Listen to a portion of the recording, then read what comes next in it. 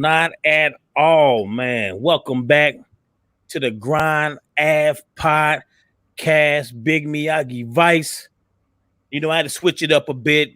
The last live I went, I had to go in, man. The Chauvin trial, you dig? I had to tap in on that. But listen here, we turning the page right now, man. We got the reaction to the hit series that's on Amazon Prime called Them. And you know I got the crew with me, you know what I'm saying? I got a new member as well. Y'all go ahead and introduce yourself real quick, y'all. I go first. You know who it is. Logic Reason, of course. D.E. is nuts. D's nuts. You know how we do it. And I'm here for a very thought-provoking conversation with Mr. Big Miyagi Vice and, of course, Nate Starr. All right. Yes, good evening. This is Nate Starr, and I'm just here to talk with y'all about this. So, we got the queen one time. Look, we finally got the queen on. You dig? So off top, y'all. Look, y'all see behind me. Y'all see that, man. Look, you know, spoiler alert for those who ain't seen it, but we definitely about to go in on this. You got to think about it, y'all. The times we living in now, the times that we came from.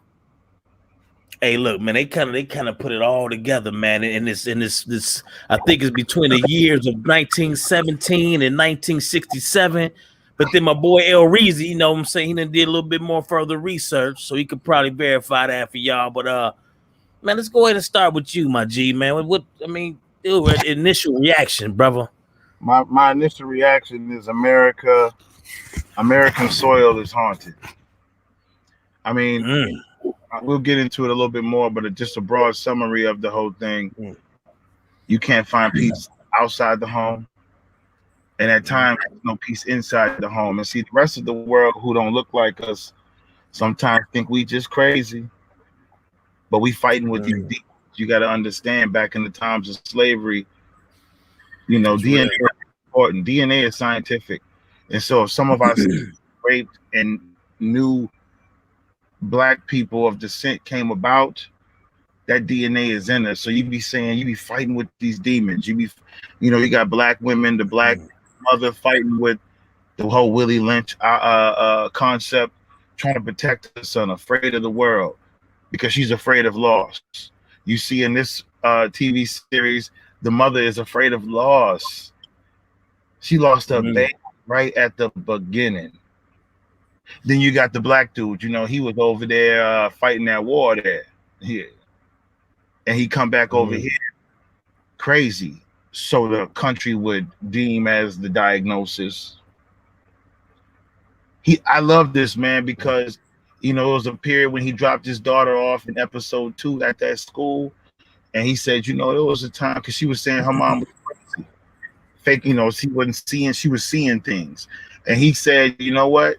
Don't talk about your mama like that. I know you think you grown, like some of these girls be thinking. He said, but your mom made me back the same. After I came back home, they was giving this guy mustard gas and all these kinds of gas. They were sending these brothers over to war during this time. Them a pistol to fight. They was using them as previous podcasts about the Tuskegee experiment. This shit been going on. Even when they make you try to feel like you a part of the country and join the army, they send you over there and won't even give you a pistol during this time. They just use the setup. So he comes back crazy because they was using mustard gas and seeing how it would affect the enemy. And other gases on him. That's why he came back crazy. But she got him saying again. That's why I love this TV series, because he gave it up for the black woman. I told my daughter, who's going to watch the rest of it with me later, I said, you represent the older daughter and the younger daughter. The older daughter is going to school as a high school student with this white girl in her face talking about how ugly she is and how ugly. And then all of a sudden, with the younger daughter, she's the most articulate out of the family. She be correcting the adults how they speak. And these kids have this situation when they go to these schools, even as black, bright students, They have to be in front of this white teacher who's gonna come at them harder than anybody else. So this thing has a different layers to it, but the fact that black people built this country, last thing I'm gonna say, I'm gonna pass this to black people built this country, white people planned it out, but at the same time, it's still like haunted ground. A black person would have to ask himself, even if you can become a millionaire, how much success can you get on haunted ground? Is the question. That's real. Dang, that's a tough act to follow right there, Queen Nate Star. Was your reaction, your initial reaction to it? Well, I don't know if I'm challenged to beat his opinion or not. Nah. I'm just here to talk about my experience watching it. And so for me as a mental health professional, it is the mental health and that piece that really just stood out to me, and how it is very enlightening for both sides. So, you know, for the other side, you know, I really would like them. It would have been nice to have somebody from the other side on here too, because I would love to hear their opinion on what they saw. But for me, that's real. Just like Logic is talking about this haunted ground, it's like we, generation after generation, all of this mental health. First of all, mental health problems can be passed on from generation to generation.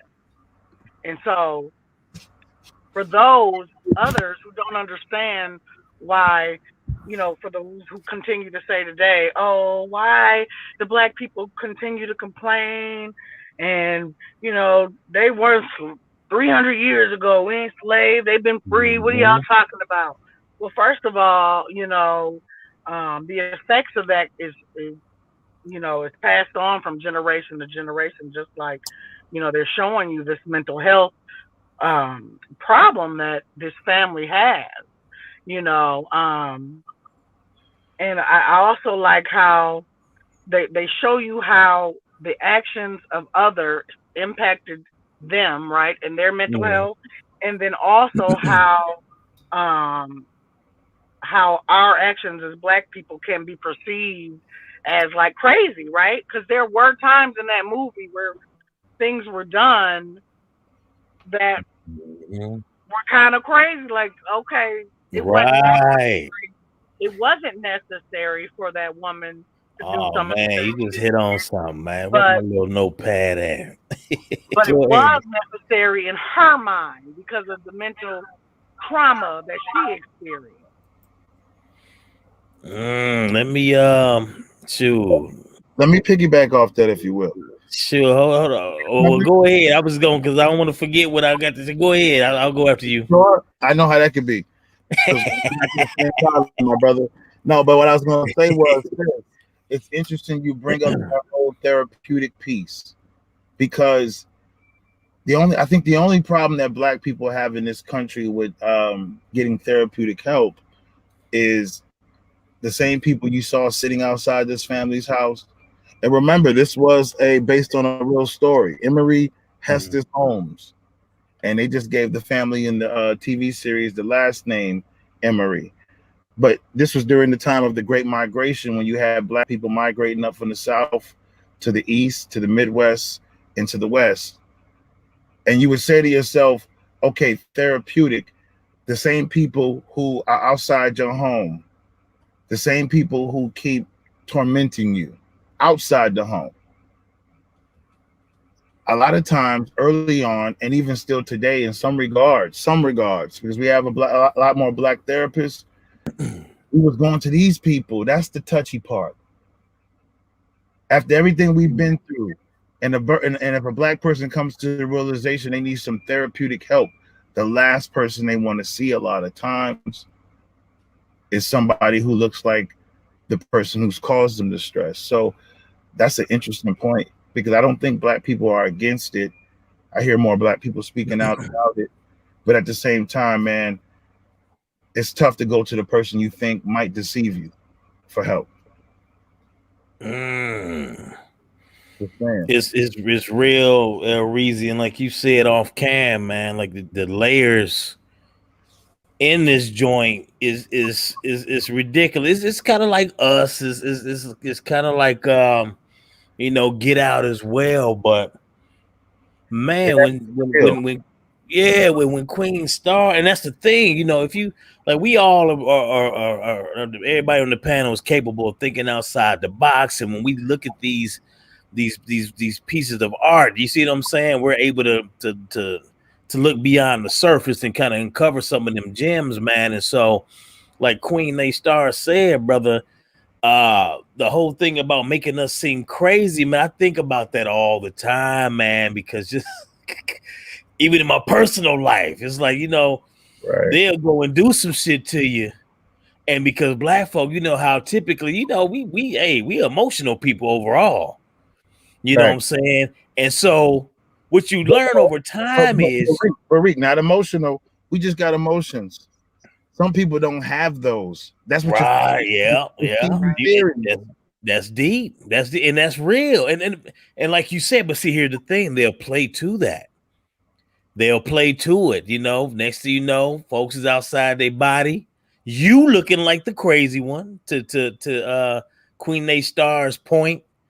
And the next thing you know what I'm saying, you're the one who have to deal with whatever consequences or repercussions. But I look at that as one of the arts, or should I say, the art of manipulation that these folks done kind of mastered over time and time again. Because we could apply that to any facet of this life that we are living in, man. And that's why when just watching this series, man, I was able to just, obviously with Black folk, these type of films hit us, obviously, different. But it's like I could see certain situations from a personal standpoint in almost everything that this family went through, man. So it was it definitely was a work of art. That's why I wanted to, I had to do a episode on it, man, and we had to go in on it because, dude, like I said, the layers, man, just time and time again. Nate Starr, let me ask you real quick, right? So remember, when the family first moved to Compton, like what were your thoughts about, how much did you even kind of know about the storyline? I guess I should say that first. Prior to watching it, not much, Okay, because I was gonna just watch it authentically and see, Okay, I was just gonna say, what was your first thoughts though? I mean, when they got to the city, was it one of those like here we go again, or I know where this is going type of moments? And then El Reza, you after that. Well, for me, my first thought was probably a lot like everyone else's. Now, why would you want to go live somewhere where nobody looked like you? Not one. But then I quickly thought about the time frame in which it was, and I can also understand why an established Black male at that time would want to give his family that. And so, as you said, I don't know, emotional isn't the word, but we tend to have a little more compassion for people. Passionate. Yep. Yeah. And we're more compassionate, and we are more forgiving. And so I just feel like that man just, the dad, he was wanted to give his family more, and he was hoping and feeling like, everything that I heard about moving to this side of town should be good, just hoping for the best, but really in that time frame, I don't know if hoping for the best was realistic. Was realistic, right? And I think so. I also thought about how the show perpetuated like all whites, right, as being racist. Now, normally, I wouldn't say every white is racist, you know what I'm saying? But they did that to like amplify the fact that we feel so left out.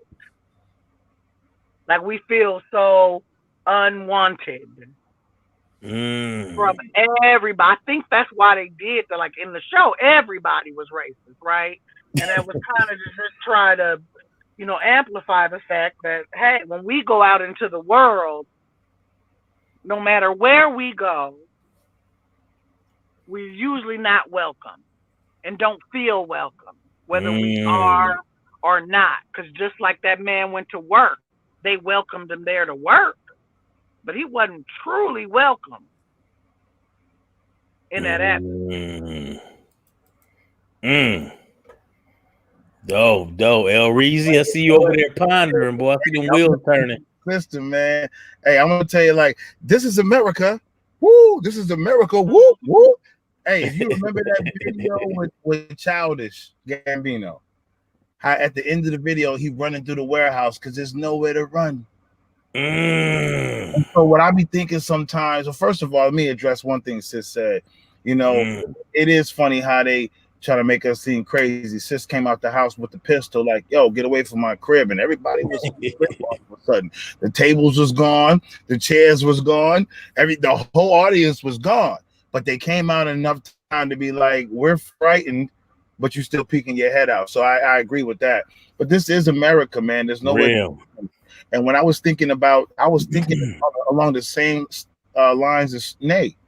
I said to myself, during the 50s, did it make sense to move into an all-white neighborhood? I mean, in real life, this guy, Emory Hestes Holmes, he was a war vet. That was true. He was a doctor and he was a civil rights leader. Okay. So I say to myself, during that time, if you all those things, brother, only thing that could stop me from living around my people only, it might be a bad neighborhood or whatever the case, but you're a black leader, so you're gonna get that respect. It's like, why move to the white neighborhood? I mean, other than transportation and distance, like during that time. See, today it makes sense for a family like ours to move out to the suburbs where the schooling is better and this, that, and the third, and my kid could have the resources it needs. This is true. So I thought about that along the same lines, but let's examine this a little bit too, man. Like, the black woman somehow crazy. It was, man, today in this day and time, we get on modern day females, and I have to give it up for the sister in this TV series, because this is based on a true story. And if any like white person or anybody wants to, because Sis said, not all white people are racist, but the more honest ones would suggest that I have probably some racism in me. That is not like, anytime you practice in Minnesota nice, you're doing exactly what that one lady across the street, the real racist female, the wife, she was waiting, everything smiling. You're practicing it right now. So the objective here is, okay, when you have that kind of like level of racism in you, possibly, maybe you don't want to believe it or not. It's just amazing to see how tight-knit the sister was to her husband. When I be getting on modern day sisters sometimes about this, because they feel like they really have it hard. They feel like they can't find a good brother. Ain't no good men out here, all this other stuff. This dude, being a man though, I get it. You the leader. He should have told his wife about, what? Look at this contract right here. Say crazy stuff like this. But see, he didn't tell her because she might have been against it. I mean, she just got raped. What you want? You want me to go into another tough situation? But see, she still forgave him. When he was in front of the cop that was so-called good, when the other two dudes came into the house, and he took him down to the basement, talked the brother down a little bit, came upstairs. He whispered to the cop, like you say, code switching on his wife. She addressed it with him, but she still held him down. Yeah, she did, though. She sure did. So hey, real quick, though, I don't want to cut you off. We got Mickey Knox right now who just jumped in, man. What's up, boy? What's up? Mickey Knox. I don't see his pic. Oh, he right here. Oh, my bad, Mickey Knox. There we go. There we go. My fault, brother. I thought she was already home. My bad, man. Go ahead, introduce yourself, man. Let them know who you is, man. What's going on? It's your boy Knox, your friendly neighborhood Knox, man. You dig? I was just sitting back listening to the brother holler there real quick. Oh, okay. My bad. Go ahead, Elreese. I just wanted to get my man's Mickey Knox added to the panel. Let him go ahead, bro. He's saying a couple things that I already did. What was the question we said, Reezy? What was your initial reaction to pretty much the start of the show? When when they made that move. So that just so you know, because you're gonna be next for the question. Yep. So I was moving on the point, and I could quickly pass it to Mick. But the thing was, just of the sister. I have a tough time watching television, period. So I pick what I want to watch on YouTube and whatever the other outlets are, because I get tired of seeing sisters in modern day time, not Nay's age, younger, act like they got it somehow harder these days trying to support a brother. And here this woman seeing her man code switch right in front of her eyes, addressed it, and moved on. Because the family is important. And when you get, and I'm not trying to jump ahead before I pass this to Mick, but when you get to episode 10, for what I understand, there's that whole big fire around the house and those white people outside the house. But the family's still standing strong. It gives you the ability to think to yourself, if the unit is tight, if the leader is respected, he made a screw up decision not telling his wife about what was in that sales contract for the house. She forgave it. The family was still standing tight. She accepted him as the leader. She was still supportive and still gangster as hell, because we know the real warriors from Africa are the females. If Wakanda didn't show you a shade of light of that. And the kids were still intact, even though the older daughter was grown, trying to not be like mom. For some reason. They did show that. Ooh, I just thought about. Remember they did. The female to protect T'Challa. Remember they had the whole female army. My bad. I just kind of like, hold on. Yeah, but the big daughter, in the series forgets that her mama is the product of quote unquote Wakanda, and she a warrior. But all you can tell dad on the way to school while we driving in that car, when he says, I know you think you grown, but you know what? Your mom is great. She talked me out of craziness when they was giving me mustard gas and all. He did check her. He did check her. He supported that woman because you know why? She supports him. And guess what you saw in episode 10 at the end? They made your mind wander. Once you kill all the demons in the basement, you did. You're still standing strong. That's what black people need to get from this TV series. And I like to preface once more before I pass it to Mick. If any white person, we got you on. Hey, any white person want to step out their skin and say, well, this don't represent all white people. Let me remind you that this was during the time of the Great Migration, when blacks came up from the South to the East, to the Midwest, and to the West. This is a real life story. The dude's name is Emery Hester Holmes. They gave this family in the TV series that individual's last name, which was his first name. This is a real, true story. Preach. Let's not here and say, oh, not in this situation. This is just a TV series. No, it ain't. Real life. Mick, it's on you. Man, look here. See, that's why, I'm glad. Let me just say I was listening to you cats on a couple of other your little broadcasts, that you was doing. So I had told my man that he know I'm a hater, so I'd have been talking some shit about him. And I liked what I heard when I heard y'all talking, because you got common goddamn sense, which is what this world is missing. Now, when I seen this show, I came in wanting to hate on it. Okay? I'm gonna be honest, because I really don't fuck with slave shit no more. I haven't watched 12 Years a Slave. I ain't seen The Help. I ain't seen none of that shit. The last slave movie I seen was The Django, and that's because we were killing niggas. That's the only shit I'm gonna watch. Other than that, I don't watch none of that depressing ass, demoralizing ass, stigmatizing ass shit. I don't even want it in my soul. You dig what I'm saying? So watching this show was so deep, because as you watching what they're doing, immediately with the baby in the bag. Mm. Right? The baby in the bag, I'm thinking to myself, first of all, I'm hating it initially. But the second thought that comes to my mind is what my man said, nigga, this is real.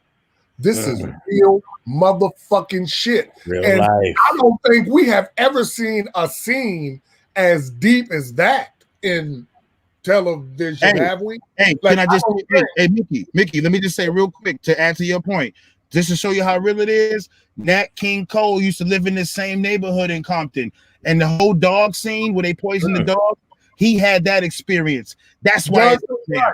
Yeah. So that's what it brought to me, because I mean, you talk about like this shit is old, but what the fuck do you think we going around calling Karens? We got a literal name for these bitches today, right now. Yeah. Karens. That's what I was just saying. Right. That's what I was not about. I was just saying how it is pretty much covering the past, the present. You see what I'm saying? Future, yeah, go ahead, bro. So yeah, that's what I said. Like it was such a deep scene, such a hurtful scene. And again, like you know me, Vice. So I get passionate, I get crazy with it. You know what I'm saying? I'm all the way radical with this shit. Like I don't take no punches, pull no punches, fuck everything, fuck all white people, fuck all coons. And I say that with white people I love. But you know what I'm saying? Like I understand, and the white people that I know that, you know, fuck with me, understand that we gotta know 80%, shit, maybe 75% of white America's racist. 75 off the bat. You got 15%, maybe 10% that'll go either way because they just follow the crowd. You know what I'm saying? They're gonna do what the fuck it is. Now the last 10%, they helped on the Underground Railroad. Well, hey, that's Mick, hey, but Mick, that's about all you got in this country is 10%, baby. Hey, but you know it's funny, Mick. I just want to say real quick. It's funny because you was talking about those percentages of people, even black people, who fall to the victim of the sauce of the system.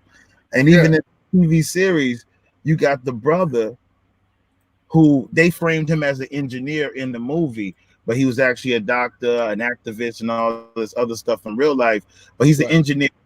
He's somebody who went through the army. He could have said no to the mustard gas over there in army. I mean, I don't know what they would have did to the brother, but he could have said nah and just took the consequences that came with it. But you know what he said? He said, I'm always striving to be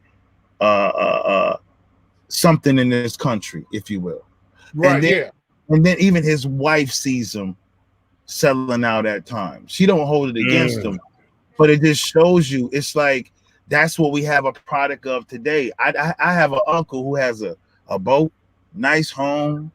You know, his kids are very articulate. I mean, he one of them dudes. You know what I'm talking about. He's the Uncle Phil missing the whole joints in the middle. But he feel like he's made it though.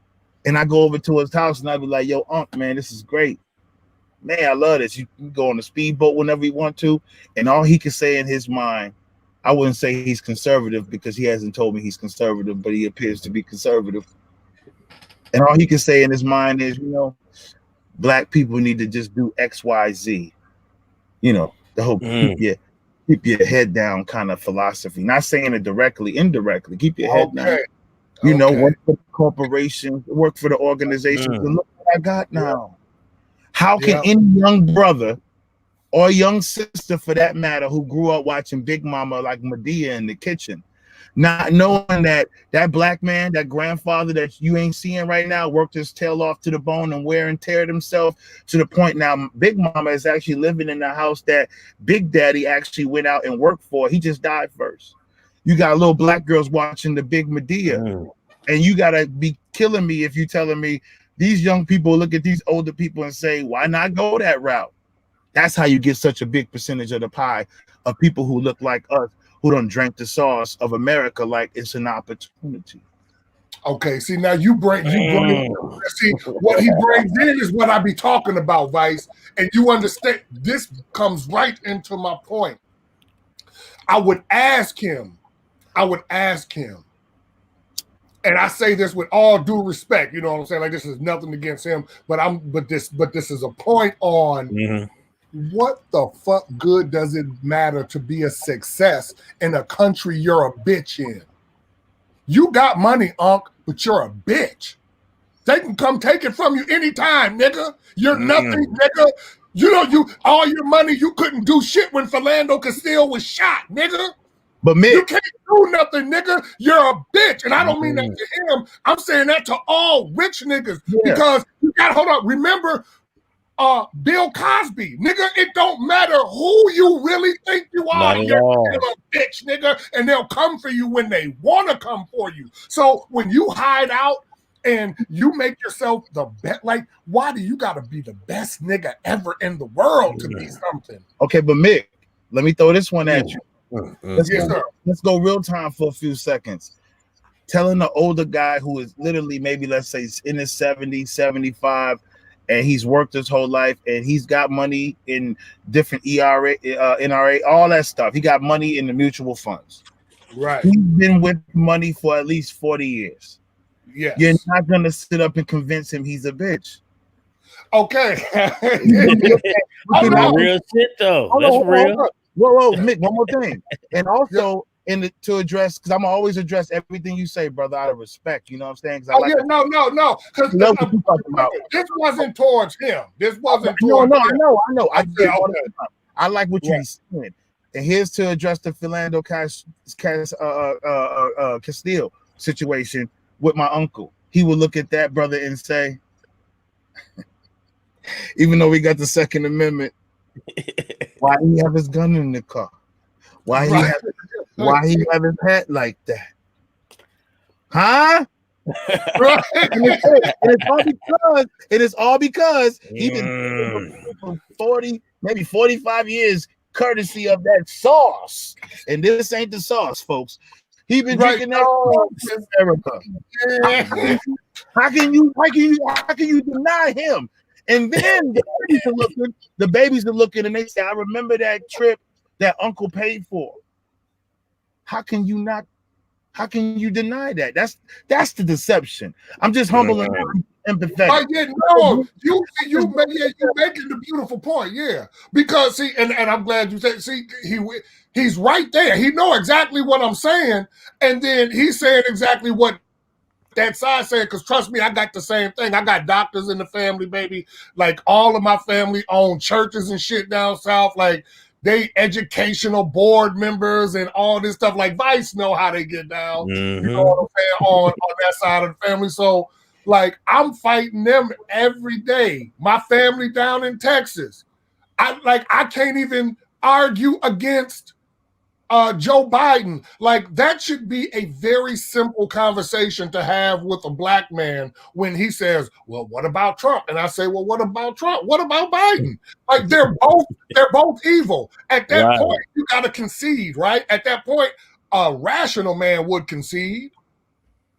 But they don't concede. You said that sauce that you're talking about will have them niggas literally look over that whole issue of that 94 crime bill, which was really a nigger law, which nobody ever says, but it's still that was a nigger law. Ronald Reagan brought in the cocaine. Them niggas made laws to lock us up for it. That's literally what happened. And they keep talking about slavery. I always tell you, no, nigga, you owe me for yesterday. Because y'all still on this bullshit. But I got a question for you, though, Mick, real quick, and I'm going to come right back after you answer it. Yes, sir. Would you suggest that the 1950s was a more tough time than the 2021s? I would almost say no. I almost have to say no. Are you saying the 1950s were tougher? No, I'm saying no, it was easier. I'm saying the 1950s was easier. See, I disagree with that. I thought you was going to say 1950s. In my humble opinion, 1950s was a time that was way tougher than anything that we experience now. I mean, we didn't even have the technology we have now to find stuff faster. If you was in a nation of Islam, for example, you had to go to library to library to library to even find the knowledge. Now, you don't have to do that. Okay. If that's what you're talking about, yeah. And on top of that, I live in a predominantly white neighborhood right now, trying to get my kids to school and stuff, you know, because I already been through the Minneapolis public school system. I get it. I don't want my kids to do it. But I'm in a all white neighborhood, and these motherfuckers might just be all racist. Who knows? But they not sitting outside of my house. I'm not saying they good. I'm just saying they not sitting outside my house doing every tactic in the book. As you've seen from the TV series, that white lady was on a mission when her own personal life was in turmoil with being molested by her father, and her husband is gay, and she can't have a baby, and all this other crap. But she was downstairs in that basement planning with her girlfriends over boiled egg parties with wine. Yes, sir. Trying to get us out. So I would have to surmise based on the true story. This 1950s was more difficult. And see, here's why I brought it up. Here's why I brought it up. So you go right after this. I promise, brother. My uncle, even though I feel like he's bitch made, right? He survived the toughest time, no matter if it was a code switching, if it was a protesting in the street. See, this is the respect that we still have to give the older people at the same point when they know that they've accumulated they riches almost in a more gentrified, assertive way that's gonna shape everything else. If you can follow me on that, because when your neighborhood goes a different way, you don't even recognize it no more. And all I'm saying is, I don't know if those are good tactics that we would actually use today, because we got a different code. It seems like we're trying to hold it down as black dudes, right? But at that time, maybe that was the way you got out of a situation. I just don't want to be able to say that they was straight bitch made, and not because he was my uncle and all. I'm just saying, like, that was a tougher time. Strategy. Okay. What? Okay, and let me preface this by saying, when I speak this way, you got to remember that this is barbershop talk. So I'm talking like if we was talking about LeBron or something like that. So when I use these terms, I'm using them more for emphasis than I am for, you know what I'm saying? Because like even my cousin I was talking to, we go hard, and then after it's all love, you know what I'm saying? I still love you because it ain't no motherfucking thing. Like, no, but Mick, you was right. But you was right to say somebody was soft, because even in the George Floyd thing, I'm not being disrespectful, but the brother who was at the end of the video, who went to the cops and said, "Yo, it's wrong for what you did," he even passed judgment like, "Yo, George Floyd, calm down, just do what they telling you." And then he walks around and sees some other stuff. So what I'm saying is, I'm right with you, brother. It's like you can't win. It's something with that generation that is kind of like endured a tougher time, but still soft in the context of today. Okay, you know what it is? It's the dream. It's the dream that they went with. See, and this is what I found out for what it seems like to me, right? As men, we learn that we have to accept when we fuck up, right? When you fuck up, you have to say, "Oh, damn, I thought I was going to do that. Nah, that wasn't right, nigga. I got to do that, the other way." And then you do shit the other way. You learn you don't do that. Say, you don't mess with the same type of girl. You don't buy the same type of car. All kind of stuff that you learn through life, right? So what happens is the civil rights movement, they, like you said, they went through so much that they can't accept the fact, or maybe even see the fact, that they fought for the wrong thing. And that's it. It's like they fought for what you said. See, when I seen that woman and that family drive into that neighborhood and insert themselves, like the visual of it, when they show like how you're surrounded, it was that way. It was one nigger family surrounded by crackers. And they moved. And I'm thinking to myself, like, if you got babies, would you bring your baby into a situation? I can't understand what they were thinking at that time. I got you. And you remember the dream that the mom had that even emphasized that when you see keep Compton white and all this stuff. And it was actually a dream she was having. And it kind of leads me into my next thing I wanted to kind of like chop it up with you about. We was talking about at the beginning, I believe, hell on the outside of the home when you got to go on into the world as a black person, but then you get this hell inside, and it's so modern day today where we get hell on the inside of the home. If anything like me, and I'm being transparent, I come home and I be like, what's this woman problem? And I come home and she be like, what's this nigga problem? And the kids be sitting there like, what's everybody problem? And the parents looking at the kids and being like, what's their problem? And you know what's funny about this hell on the inside of the home where you're supposed to be getting peace at? These people were fighting their own personal demons, bro. Demons. Mm-hmm. So here, this is what I was gonna say. Go ahead, oh, Mike. you see one reason? No, I was just gonna say, brother. All I was gonna say was we a lot of times into media and what TV sells us almost about our own people and our own selves.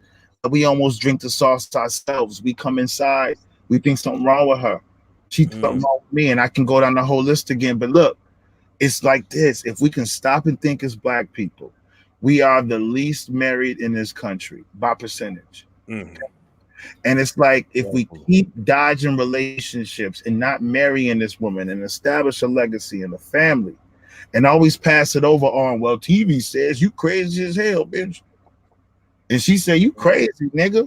But we don't sit back and say, yo, we like when that time when he was in front of Tap Dance, yo, and she come in after she escaped the mental hospital and he was finna like think about killing his whole family or something like that. Like Tap Dance, like you ain't no protector, so you might as well kill him yourself kind of feel. And she come in and she touch his hand. And this dude shoots Tap Dance instead. How many black families are helping each other kill each other's demons? It definitely don't happen like that no more. Not anymore. It definitely don't happen like that no more. But you know what I mean? And that goes along with a lot of the other traditions. You know, that we all grew up on. You know, we pretty much all in the same age bracket, you know what I'm saying?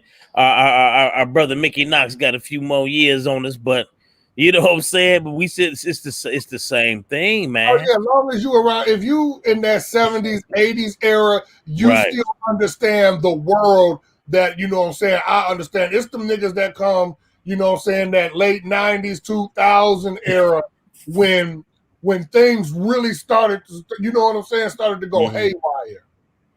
As far as like the family unit. Hold on. Let me, because I don't want to forget this piece though. Yeah, go ahead. You know, for me, when I'm looking at it, right, and I'm checking now, because you know I get to looking for certain themes. Like we all know about racism, et cetera, et cetera. Like when I think about the themes, you know, and I'm gonna ask both of you guys too, man. What were, you know, just what stuck out to you in particular, or that you were the most intrigued by the particular dynamic? Because we done spoke on a couple of them already, but is there something else that really popped out to y'all? Like, damn, like you recognize it wasn't really on the surface, but you was like, oh, okay, I know what that is.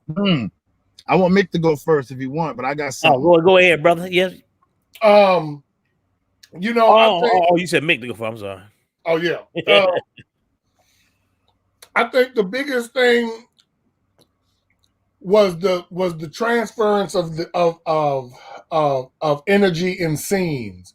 And I say that when I talked about when they were going into that white neighborhood, right? And we just talked about the 90s and the change that happened there, right? So what really stuck out to me was deeper. I don't even know what it was, third episode, fourth episode, until she actually went to Watts. Remember when she went to Watts for the first time? Mm-hmm. And she goes into Watts and it was beautiful. It was black people doing black shit. It was black women talking with black women doing black shit. It was little black children running around doing little black children shit in the street. It was black men on the street corners talking their shit, doing their stuff in their neighborhood, business owners. It was clean. Like, if you notice, if you look, that was a beautiful family structure at the time. See, in the 50s, Definitely. Which is what I was talking about earlier when he said, is it easier or harder? And I was saying easier because back then, if you stayed in your structure, the actual black neighborhoods of the 50s and 60s was a beautiful fucking thing. Even into the 70s. Like when I grew up, man, it was beautiful around black people. That's all I know. It was beautiful. We had a couple of knuckleheads. We had good families. Even like I was just talking with my mama the other day, like even my neighbor, like the neighbor who was a hustler was still a good nigga. He was the type of hustler that you didn't even really know the nigga was hustling, and he'd tell your ass to, nigga, you gonna get your ass out them streets and get back to school and go play that saxophone. He was that type of hustler. You see what I'm saying? The type you wouldn't even be afraid to have your kids around because they was actually men. The hustling was just a part of what black people did as making money and surviving. You see, it was a different thing than what they're doing today. All I knew was goddamn Willie Dynamite was very positive around the kids back in the Willie Dynamite. Don't hate it. We knew what Willie was doing, but even Willie, like, hey, this is a sidebar. Even that female black cop at the end who was trying to get Willie all locked up and tied up and shit, she had to like bring him into the house after he lost his mama and dust his forehead off and look at that man like, you know what, Willie? I just really wanted you. Watch Willie Dynamite. Willie Dynamite. Hey, Willie Dynamite is the dude off Sesame Street. Yo, Willie Dynamite, man. Dynamite, Willie Dynamite. Anyway, no, hey, go ahead. Hey, that's old school. Go ahead. That's old school. But see, do you even? I mean, understand that we had filth back then. You got to remember. I know when Times Square nigga had sex fucking shops up and down Times Square. When it was jerk off booths, nigga. You know what I'm saying? I remember when we had them downtown Minneapolis. So you see what I'm saying? Like it used to be a filthy world, but there was, I mean, I don't know how to say it, but there was a difference. Like grown folks knew what they was doing, but they wouldn't just literally do it in front of kids and do it to kids. Like there was certain things you had kids time, you had the kids table, you had to get the fuck out when grown folk was talking. You know what I'm saying? Like they knew when they was doing certain shit, it was time to send the kids outside. Nowadays, you don't send no kids outside. You suck dick, you twerk, you do anything in front of your kids now. That's right. You did like that whole family structure. That boy a fool, man. You a fool, but let's get Queen Nate Star because she back on, right? Queen there. Hey man, right. So Queen, check it out because I want to. Hey, that boy same question to you, right? Hey, wait, that boy Mickey Knox don't care about one algorithm. I know it's fool, boy. Now look. Oh my bad, come on. Check it out. Check it out. Well, the question was, you know, because we talked about a couple themes that we were already able to pull up out of it, though. But was there something in particular that really stood out to you, that really resonated with you, or you was like, "Oh, damn, okay, I see what they doing."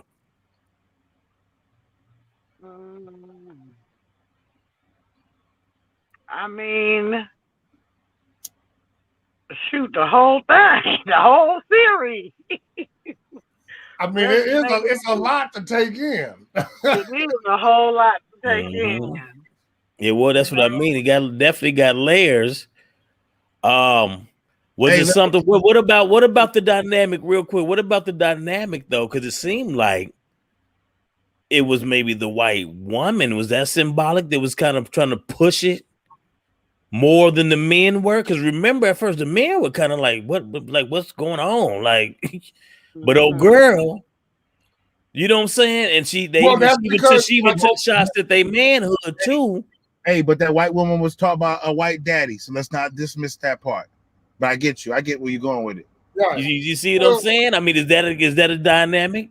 You know what I'm saying? It was the dynamic because you got to understand what old boy was saying earlier, that this was a damaged woman. Her whole fucked up her whole structure was fucked up. So what do hurt people do? Hurt people. Right. Her whole shit was so fucked up that she had to take that shit out on niggas. That's what I was going to dive into, but I'm gonna let Nate go. Because Nate, I was also going, hey, Nate, in correlation to that, what about the whole allegiance to what's his name again? Hiram Epps, Big Top, the white dude who lost his family, and then found the son underneath some twigs, and said, "I'm gonna keep you," and that was the devil the whole time. In correlation to the hellish stuff that maybe white people go through, and then somehow it kind of triggers them to take it out on us, like Mick just said.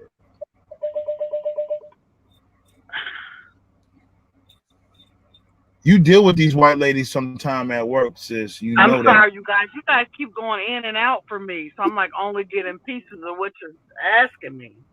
Oh, okay. Can you hear me good? It's like I hear. I'm gonna move my position. Yeah, I think it's your phone. It must be where you at, your connection. Yeah. Hey, listen. Let me just say this then real quick, and I'll let Nate chime in after this. I was going to talk about, before I was even going to get into Hiram Epps, the Big Top dude who lost his son. You know, found the son underneath the twigs.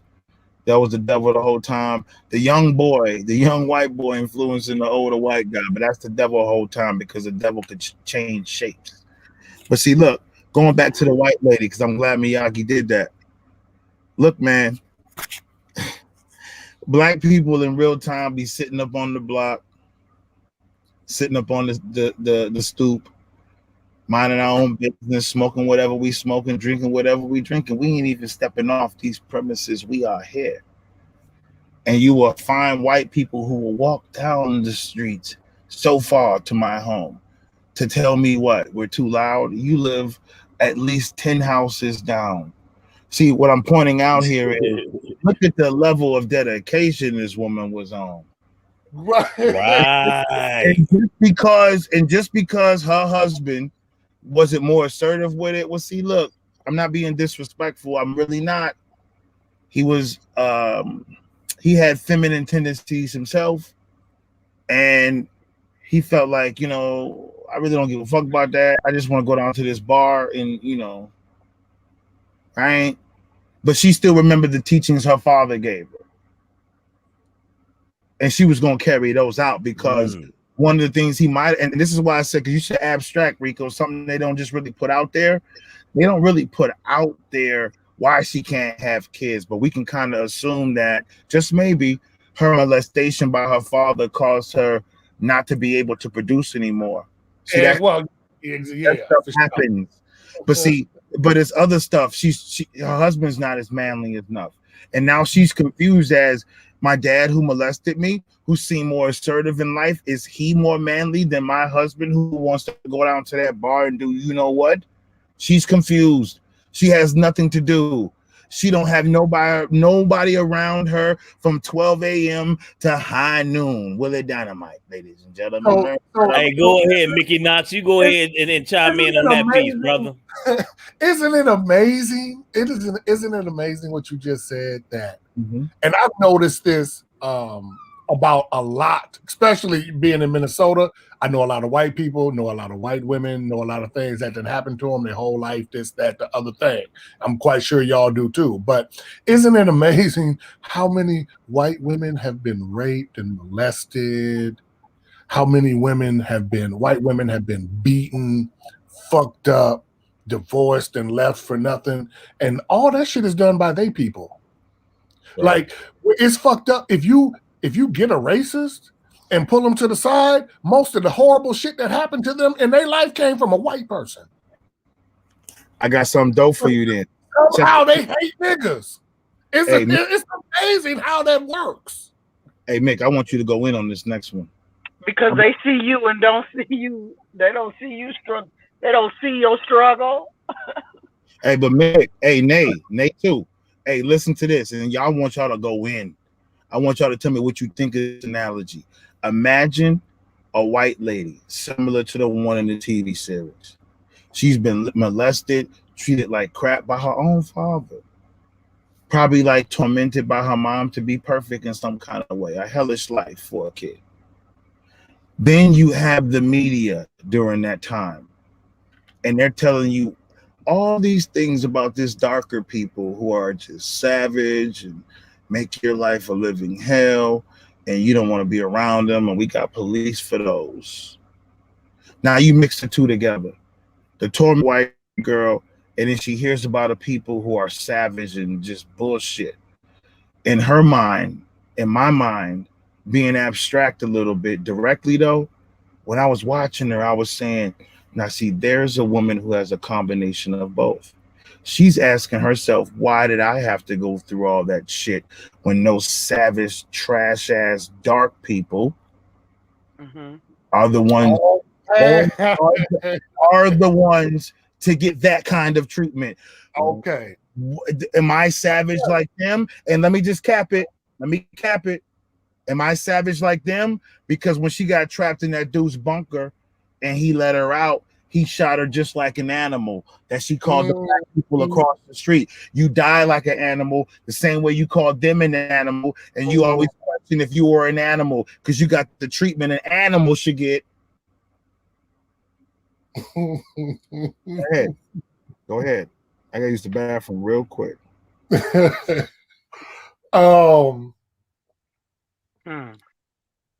See, again, hurt people, and they look and take shit out on us. Like when you see that white feminist yelling, spitting out at the camera, that's why they love to do it on a black man, because they really yelling at white man, but they can't yell at the white man.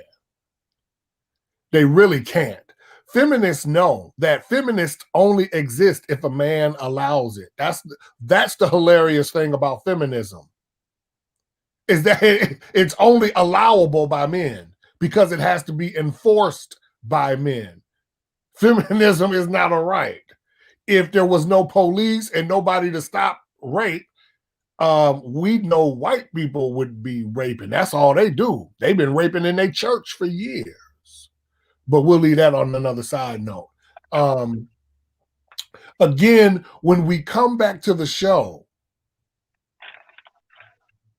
the saddest aspect of it for me, again, is the correlation, especially if you take this show and you add it to the one that you just told me about the other night, Snowfall, right? Now, these are both the same places, right? This is both Cali, pretty much, right? Both the same type of eras. And if you remember, one's Watts, one's Compton. Right. Now, and if you remember the beginning of Snowfall, because I did start watching it, bro, last night, actually. So I'm catching up. Y'all both late to it then. Right. I'm a hater. I don't like to do shit people do. So you know what I'm saying. But what you notice, the first thing is, again, the neighborhood was lovely, was it not? It was still shit going on in the hood. But before the crack hit, motherfuckers had jobs. It was people getting up, going to work. It's the dad across the street keeping an eye on his daughter, telling niggas, I will cut you motherfuckers if I catch you with my baby. You know what I'm saying? This was still going on in the 60s. So this was that 60s, 70s, 80s period before we really integrated. And the saddest state of that show is showing the fact of what integration has done to us. We are the product of fucking integration, and it was fucking wrong. What I'm talking about. Because what we did was it softened us. Right. Because it all makes sense when you ask yourself, like, even right now, if I was to ask you why, literally, why do we send our kids to white public schools and we know their races? Like, we literally know this. But hold on, Mickey, because, I do that in some regard. Brooklyn Park has a mixture, and Osseo is, my daughter tells me there's some black people there. But what I'm saying is, what I understand about the Minneapolis public school system is when we hit COVID and we had to go distance learning, because I work in them suckers, right? They had the worst equipment you could find. Just to do some distance learning, my kids stayed on par because they had some shit that worked. Okay, you brought it back home for me. This brings me back to your Unc. Okay. You're a success, but the only way your children can get an education is at a good white school. But Mick, that's true to a degree.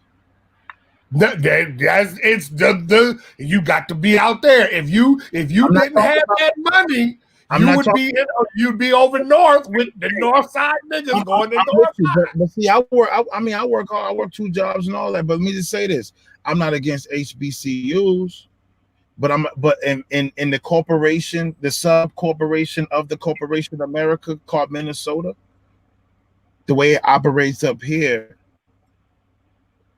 It's different from, like, let's say, I heard Killer Mike talking about how Georgia was built up and how Atlanta, because they got so many black people, named after black people, and just the whole renaissance of that.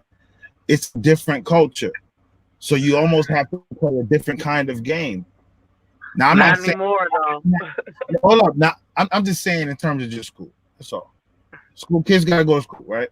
So what I'm saying is, depending on what state you live in or what sub-corporation you live in of America, you do have to make those kind of penitentiary type decisions, if you will. It's life or death kind of, like, do I send them here?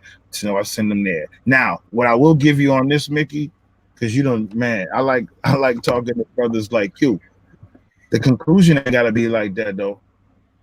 Like, when these kids grow up, they better understand the education in this house was greater than the one they got out there. They just needed to get the resources to get the motherfucking grade. But at the end of the day, you don't have to be like, that's what I be preaching though.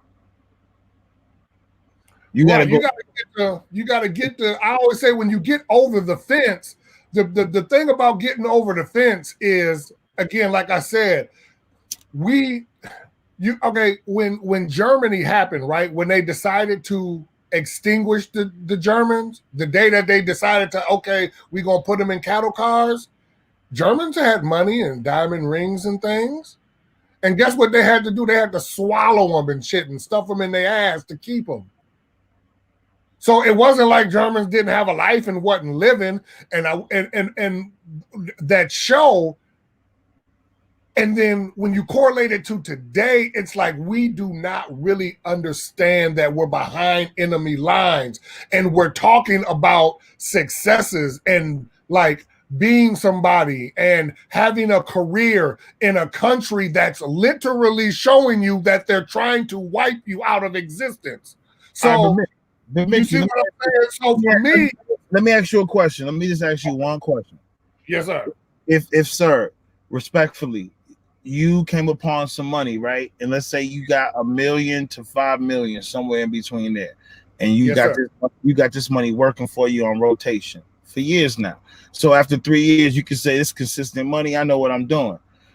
Are you going to refurnish the hood so you can live in it, or are you going to move out to a nicer house, which, by the way, might actually be around some other white folks in predominance?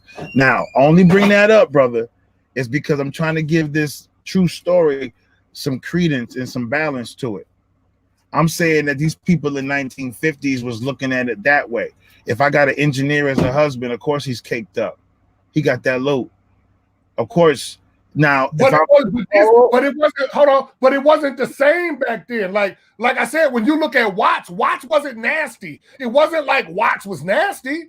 It was just Watts was what black people was. I know, but I'm also saying, if I'm 2 Chainz and I'm rich now, like a billionaire, I'm gonna probably live in Calabasas, and there's a lot of white people there. So what I'm telling you, from 1950 to 2021, it's the same mentality, and I don't think there's nothing wrong with that.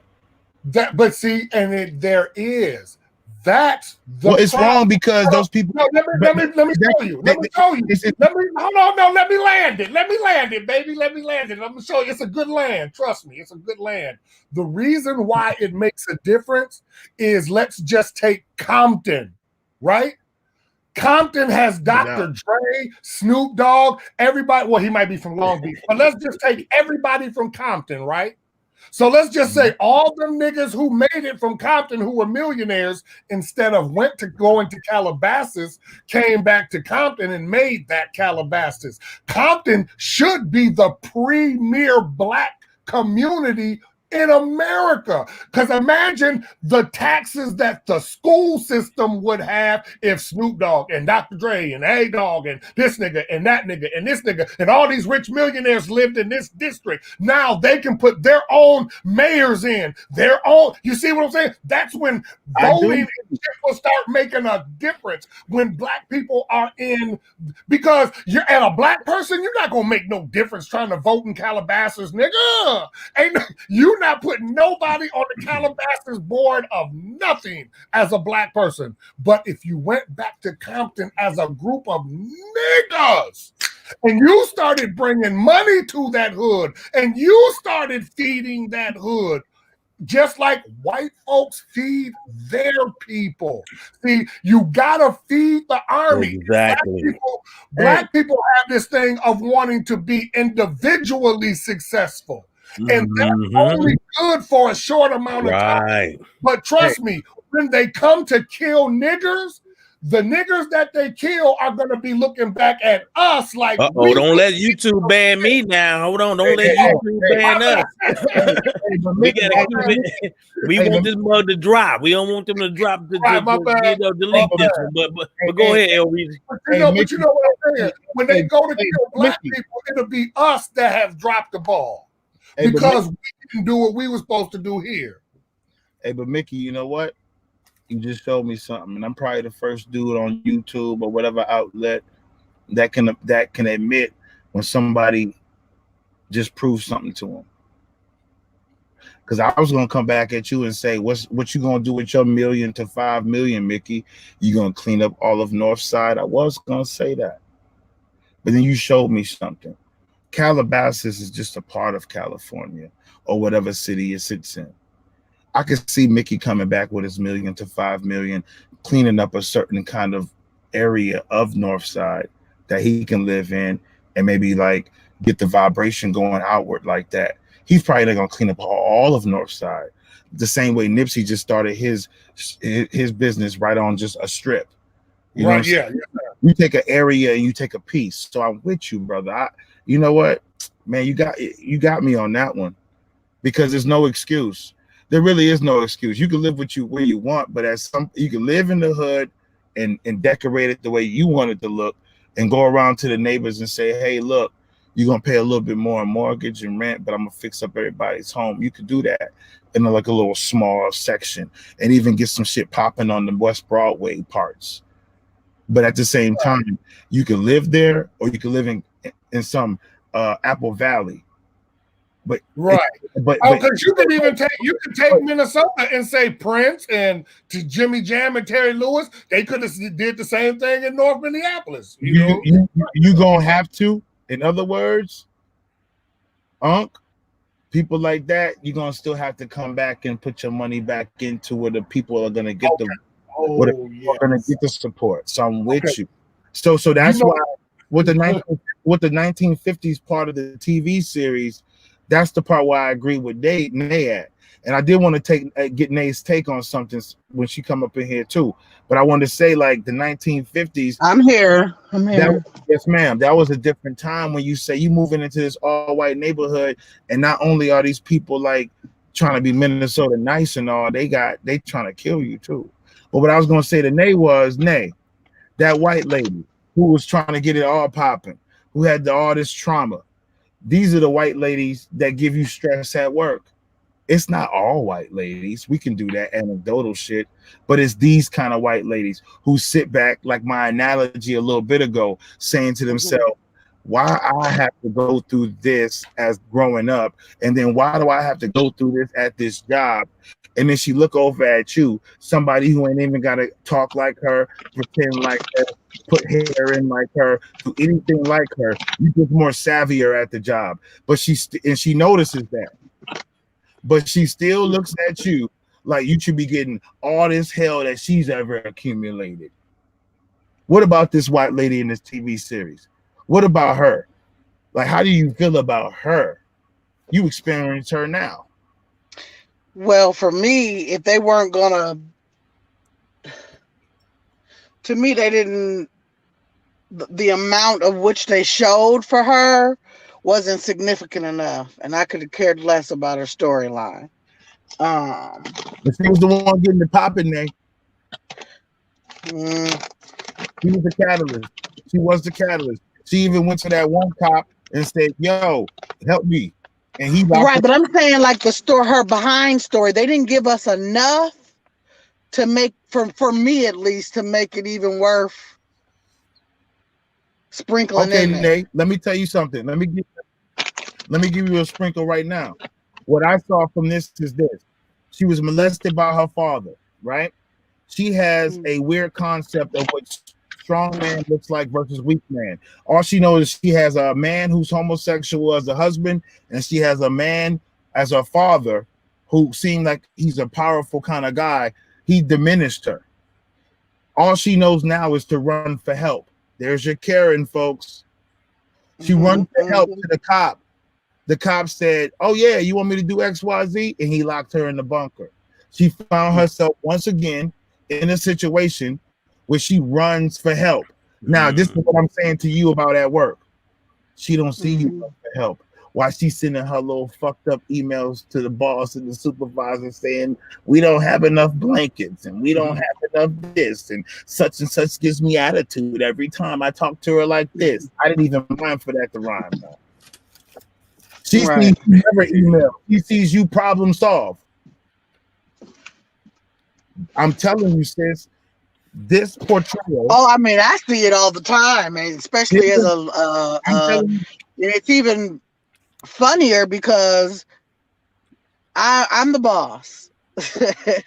And when she sees you, all she knows is the media said you ain't shit. But if she sees you work, operate day to day, and she says she is shit, but you know what? My daddy told me she's shit. And then she says, she tries to hurt you in ways. I'm telling you, this is the woman on this film. This catalyst who was trying to get all this popping. You work with her every day. Now how you feel about her? That's crazy. I mean, I really don't feel no different.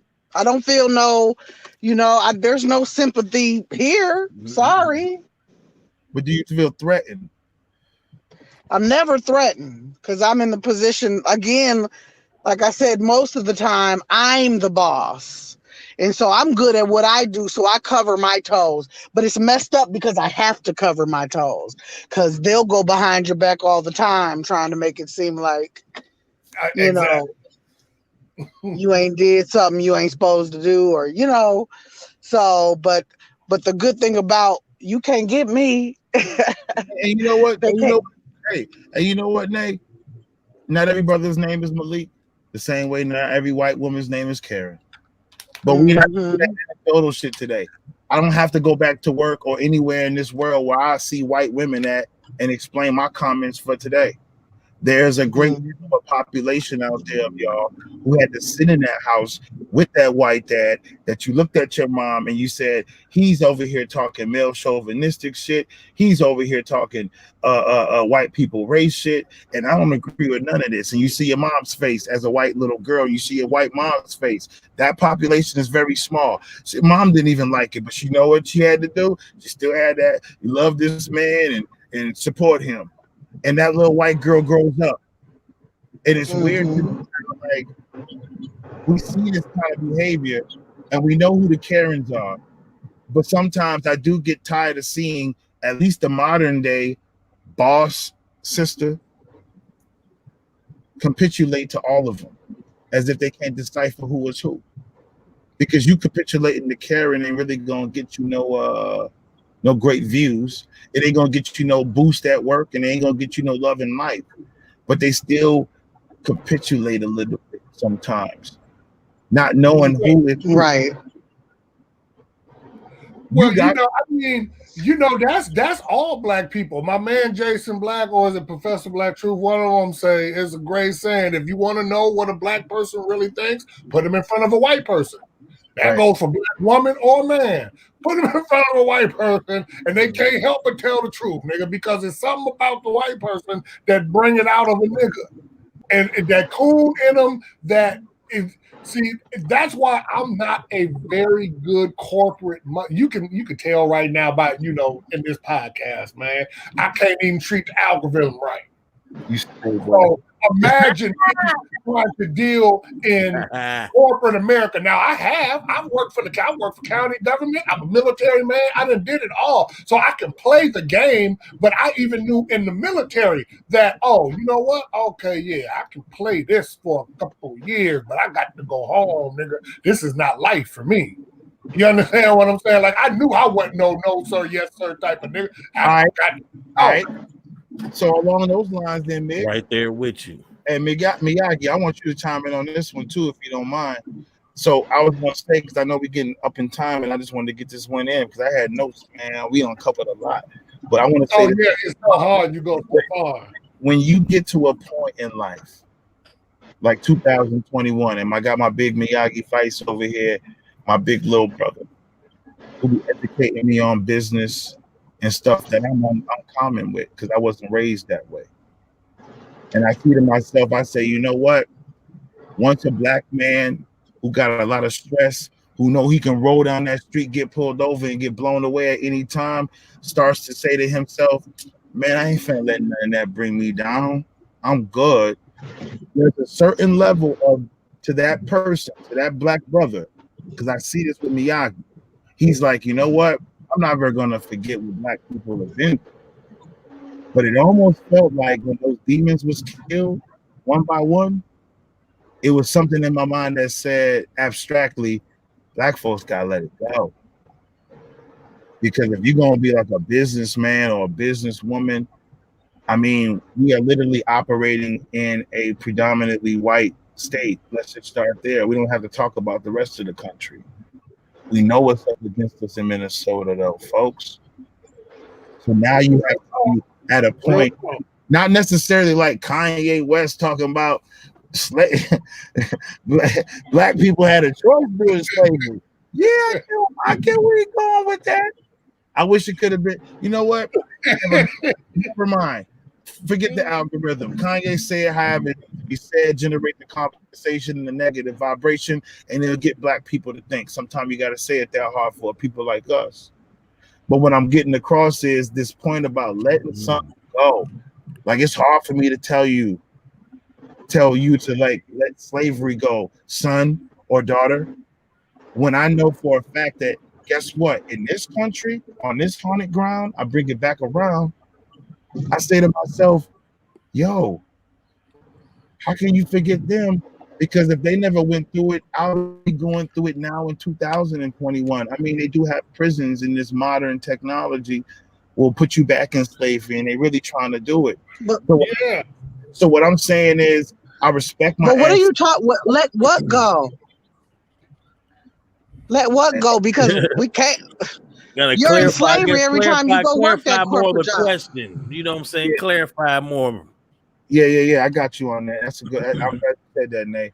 I'm saying what I prefaced before was, don't necessarily forget, but at some point there has to be something in you that has to get in front of that white person you might actually do business with while you got your LLC going or something.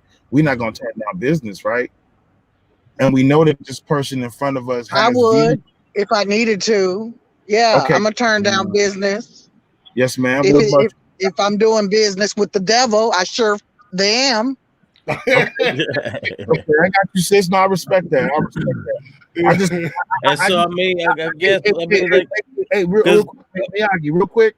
The reason why I felt that in the first place, sis, just when I'm watching this show, I'm seeing the demons go down one by one, And Vice asked a question about just overall, abstractly, something that wasn't really put in my face. I just got that impression, like, is that what this is trying to tell me? It just made me consider. Well, hold on. Let me figure, like, because I know you asked me the question, so I'm trying to go. I don't know, and stop me if I ain't answering this right. But in other words, at one point, do we like you said, leave the demons behind, so to speak? And so, to your analogy, as far as being in the business meeting, and essentially it kind of come down to we got the Steve Harvey and the Monique situation again. When she was coming at him, he's like, "Man, what you talking about, Joe? What do you say, your morals or something like that?" Remember that? He was like, "You talking about your whatever he said." Right, but Rico, so, Miyagi, the only problem with that to me was that wasn't a discussion Black folks was having behind closed doors. We can say whatever we want in the barbershop. He got on TV and said that in front of white folk. That was the problem, really, though. Well, I mean, it was, but then it kind of wasn't though too. Because the man, he said, "Man, this ain't about your integrity. I mean, whether you in the barbershop or not." But the way that fool was sounding was like he was sounding like a flat out slave. Remember, we can't be like that out here. We can't. Blah, blah, blah, blah. Like he was showing himself on that one. So Steve, hold on, Steve already. Hold on, Steve already has proven. Hold on. Let me finish to get through. Steve has already proven to you that with him, he gonna go and get that bag regardless. And so, to Queen A Star's standpoint, is we still at the end of the day, we still got the power on how to treat that demon. You see what I'm saying? There's one thing to when you come across it, we done been through it, we know what it's about. Now, how can we outsmart that demon, so to speak? You see what I'm saying? That's one option with it. Or to Queen A Star's point, hey, we ain't got to deal with shit at all. It's always more than one way to skin the cat. And that's my thing. Go ahead, I'm a 70s baby. So I come, you know what I'm saying? I get through it real quick, even though I'm long-winded. I understand that's an oxymoron. But trust me, the point is, we know what the crackers are. We know what they're doing. So I don't care if you play the coon. You dig? I wouldn't care if you capitulate, as long as you're capitulating for the purpose of Black empowerment. Meaning when you get that bag, when you get that money, you come back and do something with it, not just go on trips to Jamaica and shit. You know what I'm saying? And buy new cars, because that's just a sellout. That's what I mean by let it go. Really? That's what I mean by let it go. I'm saying, like, everybody, I hear Miyagi talk to me all the time about Dame Dash and Sean Carter and all these business guys.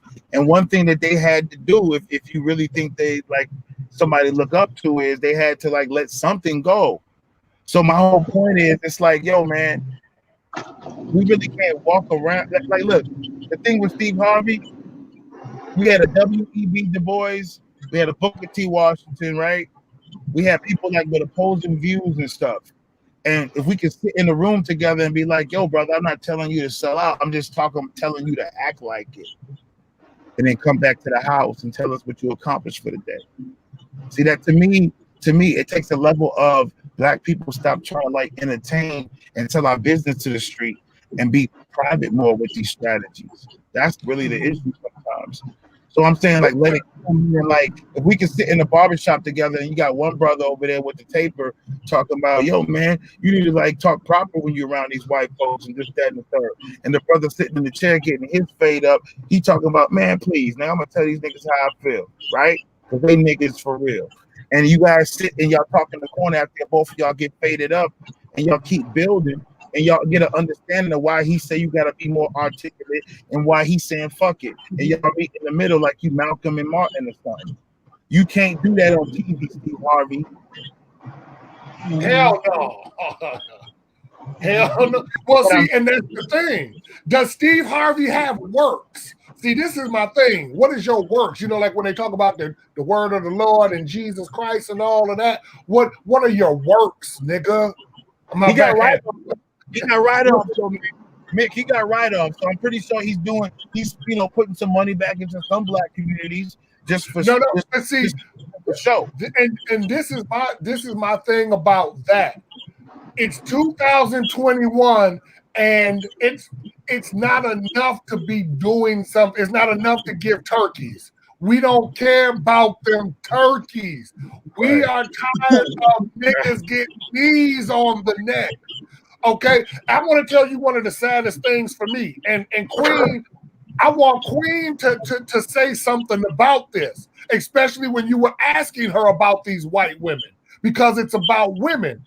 And again, money means nothing when these things are happening. So there was a black woman who wanted her kid to go to a better school, like we were talking about.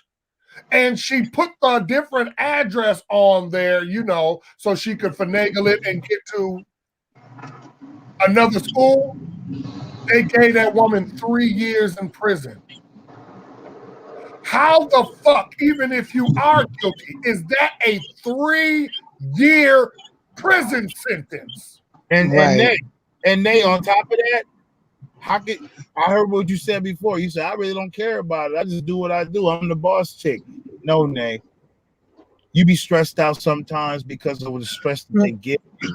So you do care about it a little bit. No, what I'm saying is, to the point of letting it go per se, we do that anyway. We do that when we sign on, right? We're coming at a perspective.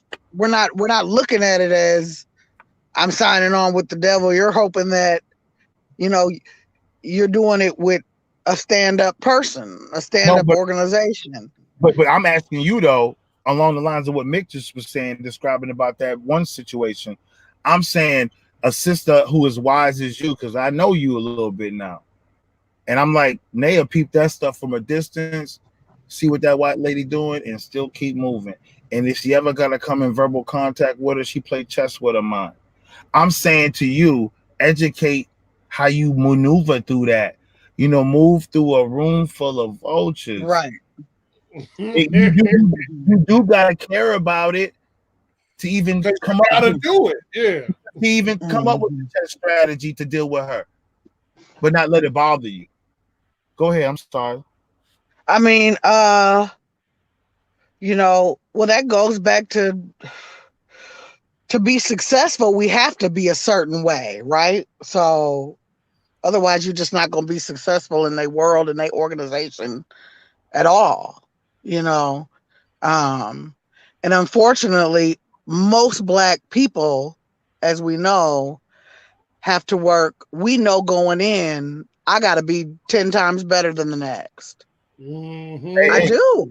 Hey, when she come up to you and she says, Nay, you didn't finish sending the facts out to such and such place, and you also didn't finish XYZ, how do you keep that vibration underneath of your beautiful Black skin from not reaching out and slapping her like the lady in the TV series did on the block? Because I know what, because I know, because I'm gonna tell that person I'm gonna have a good reason of why I didn't send that fax. Because I didn't send that fax because I did X, Y, and Z, which was way more important. Because I'm 10 steps ahead of you. I already handled that. Keeping your composure while you delivering the message back to her. Because I said the sister slapped her on the block. So you gotta have some sort of impulse at time to want to slap her at the top. Oh, come on. I know you don't want to choke a fool at the job. I know come on. I mean, it ain't nothing but the good Lord and Daddy's extension cord ass whoopings that done kept me from choking somebody to death in my life. Right. And I think I'm not even talking about the non-Karens. We know who they are. You go up and talk to a white girl. She cool white girl. She ain't no threat. But you know who I'm talking about, the Karens. Before anybody try to test some sort of algorithm and act crazy here. We know who we talking about. The one who says something slick to you, who mentioned how much money you make, or you know, that little personal shit and digs that they put at you that they ain't got no business coming out their mouth. Right. Well, then that's when we all got a little Steve in us to be successful. Right. You got to shut up sometimes. It ain't, because some things ain't worth your paycheck. But what kind of woo-saw are you doing to not reach out and slap her on the block?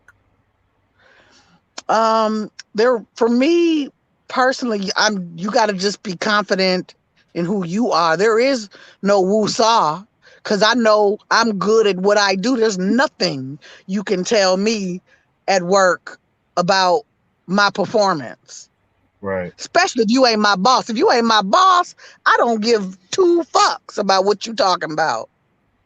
Because these white ladies at work will gather around other white ladies who think similar to how they do and stack up office chairs right in front of your desk just to get you out of there. Just bringing it back to the TV series. And then I'm laughing in their face because why you trying so hard, I'm getting X, Y, and Z done. So you can't get me out of here. Miyagi and I was at a job. I'm not even going to say the job's name. It's not even important. Wait, no. Miyagi told me this story while we was at the same job, but this happened prior. We was in college. He told me some white guy came up to him and told him some joke about, you know, how did black people's skin get so black? You know, the whole thing about putting your hands up against the wall when the police told you and they spray painted you black. When you get okay, but I'm saying when you get those kinds of things from white people in a professional college or work experience, it's so hard to keep it together. It's almost like every one of them got the radio turned up extra loud playing the same kind of nigga song. You know what it's been for me? I have always put it where it is. Like you said, like Queen said, when you start a job, you already know what the business is. We know what the business is when we go dealing with white people off the bat, right? So for me, it's always just the level that I'm going to accept. Right. And so while I'm there, because for the most part, I'm there for my money. So if it ain't nothing really crazy, if you just saying a little slick shit out your mouth or whatever off to the side, man, ain't nobody worried about you. Nigga, I'm going to get my check and go about my business. Now, if it's something crazy, I have been known to cuss somebody out and leave a job. I will quit a job in a beautiful fashion. Right. I will tell you, everybody has to leave today. And for all my black people out there, this has been a long-ass commercial on starting your own business and getting your own freedom. Oh, my God, it has. Well, just so you don't have to worry about this kind of stuff. Some of us are still in the struggle. Some of us are still on these plantations where they call us employees now when we used to be called slaves. It's the same thing. They just pay you now. But the point is, what you say when you bring it back to the show, the main factor of the show is what you've just seen in this conversation is that we start out talking about the 1950s, but it all fucking applies to today. To Monday morning when you walk out your house to go to work, when you walk out your house, when I walk out my house, the same shit that they was dealing with, even though it's different. You know what I'm saying? It's like if I beat your ass with a baseball bat today and then tomorrow I beat your ass with a golf club, well, it's different, but you're still getting your ass beat. And we are getting our ass handed to us out here right now. And what people don't realize is that the ass whooping is so comfortable. Nigga, you getting your ass beat with cell phones. So while you getting your ass beat, you can watch a television show during your ass beating. You know what I'm saying? Like, hey, Vice. The world is so comfortable that I don't think people understand the turmoil that they're actually in. Hey, Vice, I want to get this in before our computers die out. That Hiram Epps character that lost his son, that made the deal with the devil. White people who walk around on these haunted grounds in America, It's almost like they've made that deal. It almost goes back to what I was saying about how some white people feel like we the ones that broadcasted as savage. We should be getting the most kind of like fucked up life. Why they have to go through all that trauma? They drank the sauce. So it's like the devil was telling to Hiram, all your pain of losing your family will go away if you just do what I tell you to do, even if I'm in child form as the devil. And it's almost like, man, the whole objective of the whole TV series is he shook hands with the devil. He said, okay. And as he continued on throughout the series, he became more and more blind till he was literally blind because he was letting the devil speak for him, see for him, think for him. And the moment she killed him at the end, well, that was the end of Hiram Epps. And that's why another reason why I say, Nay, that let it go thing. I mean, some of these people out here are satanic. But at the same time, it's like I can't be walking down the street worrying about all these white supremacists who might live around me. That's what I mean about let it go. It's almost like a lot of motherfuckers don't know to deal with the devil. Okay. I just gotta think about what they thinking. Because that's what happened at the end of the whole thing. And so this Hiram Epps dude, when you think of white people sometimes, they really feel like deep in their soul that we are the lesser race. I mean, I don't know if black people was in power, we would approach it like that in terms of how, if we was the predominant race where we approach politics and social stuff like this. No, we would not. No, we wouldn't. Right. But Africa did not operate that way. That was not our nature. Even when we ruled, when you go back to the Moors and the rest of the black rulers, when we conquered motherfuckers, we gave them shit. We took you, you dirty motherfuckers is pissing in the street. Let me show you how to clean the bathroom and how to wash your hands and do shit. So we were never this evil. And Mick, they took that knowledge that we gave them about, like, yo, don't walk on all fours, walk on all twos, you know, and use your other limbs for something else. The Moors leading the whole navigation to America with Christopher Columbus and the whole crew. Come on now. And the Moors during that time were the token blacks because they have the mathematics and the navigational, and they thought they drank the sauce too. They thought they was better than other black people until they got shunned in the end. But the point I'm making is, yo, what you just said was powerful, man. It's literally that's exactly what it is. It's like black people, man, at some point we just gotta like be able to outthink the opponent. That's really what it comes down to. A lot of bad decisions are seen on camera these days. And when you look at this film, at some point you do have to let some things go to operate out here. This is like a war out here, man. It's like this is what brothers come accustomed to way back in the day when they could say, like, look. But is it, hold on, El Reezy, is it really let it go, or is it rechanneling that energy though? I would listen when I say are we talking about trauma? We talking about trauma, right? Yeah, listen. It's demons, but it's still, you know what I'm saying? That's what I said. Don't forget, because it's hard for me even to forget the ancestors. But I don't want to tangle with terminology and words. When I say like let it go, in the same fashion where it's just this is a different discussion for a different day. If I say be submissive, we all define that word differently.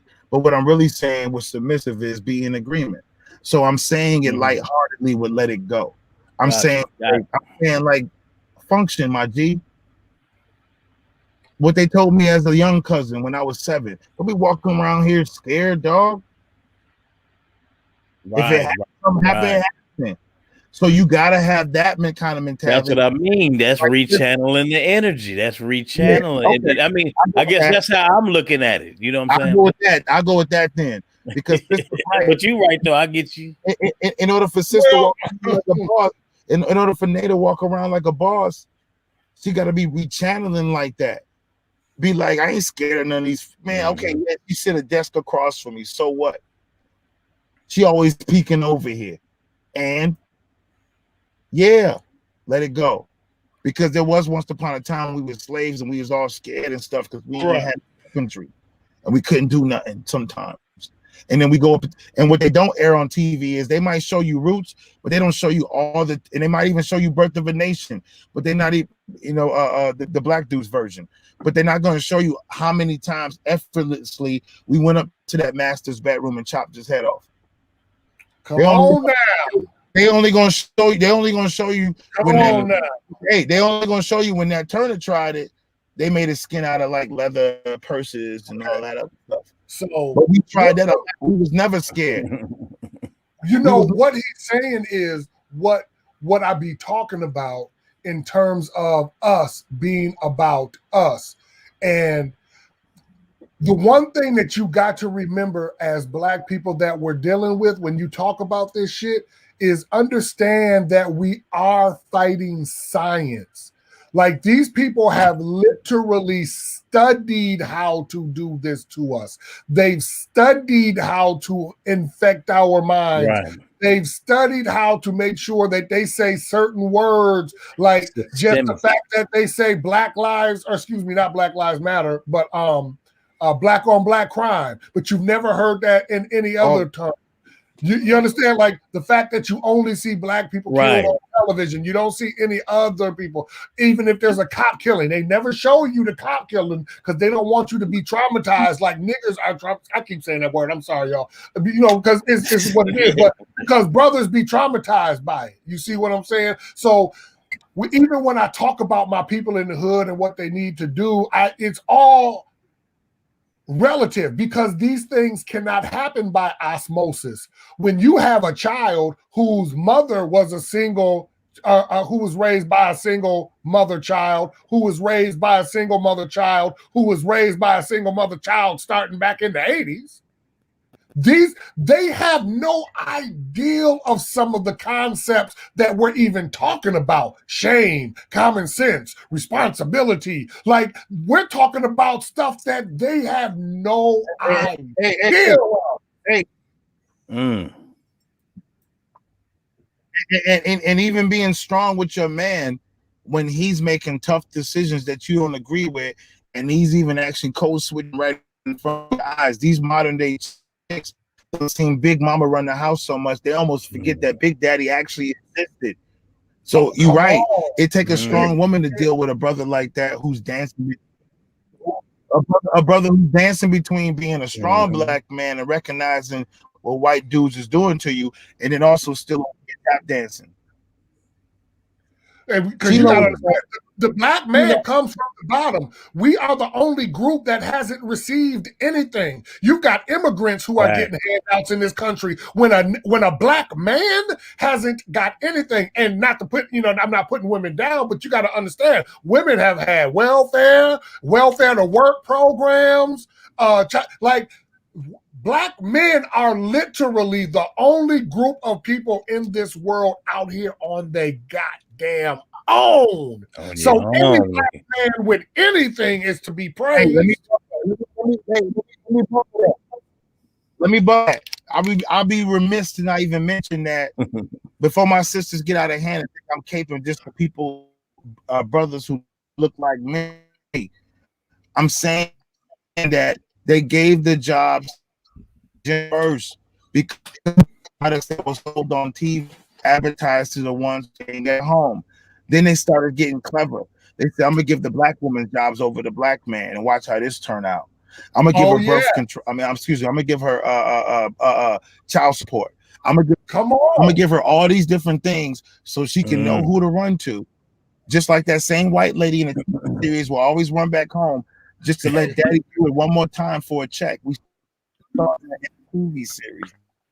That fool said, "Who you going?" He's trying to turn our women into white women. I say this, and sisters, sisters think I'm getting out of hand. You kind of breaking up, El Reezy, man. I don't know what happened with your. You the truth. Yeah, I got it. Yeah, he's breaking up just a bit. Breaking up, brother. Hey. Got me now? You kind of. There you go. Is it better right now? Yes. Hey, keep better. We'll see. Yep. Keep going. Let me see. Keep going. Let's see if it'll go. Is it better now? It's better now, ain't it? Yeah, go ahead. Go. We'll know as you talk. It was for the past like couple minutes. It was like that. Hey, I'm sorry about that. I'm so sorry, man. What I was saying essentially was when I tell sisters that the white man is trying to turn them into white ladies, I'm saying it not because you wear weave or something crazy. I'm saying it because he gave you all these benefits to run to white Jesus. Please remember that. To lose faith in the black dude. So when Mickey sits up here and says black dudes have it the worst, we ain't even got to do this back and forth, sister. At all. It's because he feels we're a threat. He's done so much to us before you. He tried to get you on board with him, even back in slavery when he had his own children. He knew you had more colostrum and more DNA because of the melanin and everything else. So see what I'm saying? So it's like he's always tried to get you on board. Even when the Willie Lynch thing came in and he would torture us black dudes in front of you, that was an indication. As time goes on, he was always going to torture us more than you. If you can just somehow get on board, because I wouldn't mind having sex with you also. Come on now. Sisters, you got to wake up a little bit. Broke it all the way down. They're the dominator, so it's easy to take the women. You never kill off the women. You kill the men off. You keep the women because you can keep them under control. Because if I'm a white dude, if I'm a white guy, and I'm powerful, right? And I have sex with a sister, I can make a Steph Curry. If I have sex with that Asian lady, he'll look white with slanted eyes. If I have sex with the Mexican lady, come on, people. He don't need the black dude around. The black dude, is making everything elsewhere. That's how you can get a biracial kid, and he almost looked like he's darn near black. He don't need us around. And that's the whole thing. They gonna get rid of us. Why do you think the prisons is filled with niggas? You see what I'm saying? Yeah, and I always say the black woman is the closest thing to God. She's queen. A lot of sisters these days ain't operating like queens because they drinking the sauce. They thinking if they end up and they make they straight. That's why black dudes don't really feel like sisters anymore in the masses. I'm not being anecdotal and saying some. I'm saying in the masses, they don't feel like sisters are for them. Sisters go to different races faster now. And all I'm talking to you about is when you look at how it's set up, it's all set up to make you look down on us because that white guy in a powerful position, not the one you might hoop on the street with, and he grew up in the hood with you. I ain't talking about that white dude. He kind of get it. He ain't all the way like us, but he kind of get it. Well, but see now, I'm saying the powerful white guy. He wants to make everybody in society, not just you, sister, think like this black dude is some kind of criminal. And guess what? I said the black woman is the closest thing to God. She is the creator of all races. She has the most everything in her DNA. She created everything. So that means the next thing she created was a black dude for purposes like be a leader, be providing, be doing all of this other stuff. So the white guy knows that. He knows what her initial allegiance is too. If you get him out the picture, if you get that black dude who she created next out the picture, then she her allegiance. You have what we have. You're living in it, dude. I want you to understand everything that you just said, and then I want you to understand how real this is. It's 2021, and sir, I would surmise that the black man has all but been bred out of existence already. Ooh. For 40 years, there has not been a black man in the house. Niggas don't even know what a black man is anymore. There's only representations of soliloquies, you know what I'm saying? Like there's really no architect of black manhood anymore. They're all feminized. They all been and there's nothing wrong with having feminine energy, but they have all feminine energy. They learned how their mother dealt with problems as a child. They learned how women dealt with problems. Hey man, look, hold on. Let me chime, because I mean that made me think about something else, fellas, and just to let you know where we are time wise. Okay, yeah, we had an hour 58, so I don't know, you know, it's we had about 59. a 2 hour, we about a 2 hour show, baby. Yeah, so I'm just letting y'all know we gonna do it probably about another 5 minutes, and then we gonna go ahead and call it one. Before you say that, my laptop finna die. I want to say this last thing. I knew it. He said, see, essentially, that's they're trying to X us out, brother, because they call what we do toxic masculinity. And what has happened, was the white man has empowered the sisters with the jobs that they were given in the independence and all this, and rise above him to the point where the real toxic masculinity is the alpha females. Woo! Come on. I'll be quiet now. That's toxic. That's toxic. What it is. That's toxic masculinity. When you trick our women into believing they got to be alpha in the house because you lock us up and you don't give us opportunities, but you give them opportunities. So that's the real toxic masculinity. It's not the shit that we do to try to, like, livelihood wise. You tricked our women into believing that they got to be the man, and we somehow. I'll be quiet. Layers, baby. Layers. That was right on. That's right on point. That's layers. That's what I meant by layers.